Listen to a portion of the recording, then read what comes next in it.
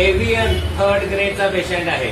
आपण हे कुठे नमूद करत नव्हतो आतापर्यंत, पण विशेष का नमूद करत नव्हतो, कारण एव्हियन हा आजार केवळ ट्रीटमेंट नाही, ट्रीटमेंट दिल्यावर त्यांनी जर योगा जॉईन केला तर तो आजार हळूहळू रिव्हर्स करून ते नॉर्मल जीवन जगू शकतात. आणि ज्यांना एव्हियन बरा करायचा असेल ते इथे ट्रीटमेंटला येऊ शकतात.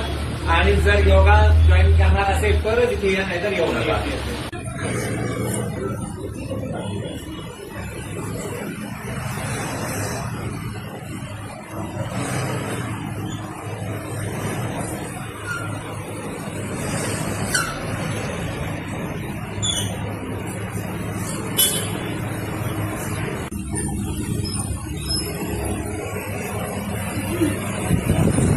काय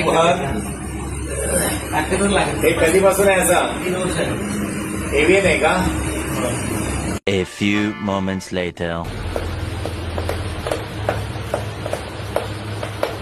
तेव्हा बघा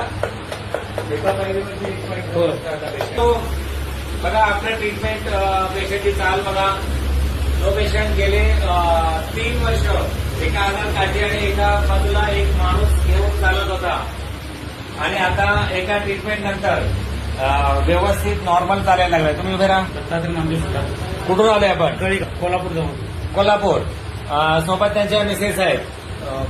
काय कंडिशन होती गेले किती वर्षापासून? 3 वर्ष झाले. अजिबात चालता येत नव्हतं आणि बिना काठीचं चालत नव्हते अजिबात. काठी आणि एक माणूस बरोबर लागायचा. ओके. आता या पहिल्या ट्रीटमेंटमध्ये व्यवस्थित चालतं. बिना काठीने बिना सपोर्टने पायरी चढून आले.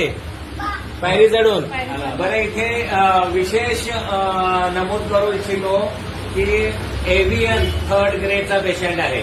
आपण हे कुठे नमूद करत नव्हतो आतापर्यंत, पण विशेष का नमूद करत नव्हतो, कारण एव्हियन हा आजार केवळ ट्रीटमेंट नाही, ट्रीटमेंट दिल्यावर त्यांनी जर योगा जॉईन केला तर तो आजार हळूहळू रिव्हर्स करून ते नॉर्मल जीवन जगू शकतात. आणि पेशंट योगा करायला तयार होत नाही, अतिशय आळशी असतात. म्हणून आम्ही एव्हियनचे पेशंट घेत नाही. आणि ज्यांना एव्हियन बरा करायचा असेल ते इथे ट्रीटमेंटला येऊ शकतात. आणि जर योगा जॉईन करणार असेल तरच इथे या, नाहीतर येऊ नका. एवढा आनंद झालाय मला की अश्रू आलेलं. हे बघा, आनंद अश्रू पूर्ण बरं होण्यासाठी वजनही वाढलेला आहे. डोलारा हा सगळा वाढलेला आहे. तो डोलारा कमी करण्यासाठी, हा आजार परमनंट दूर करण्यासाठी योगा करो योग रहो निरोग.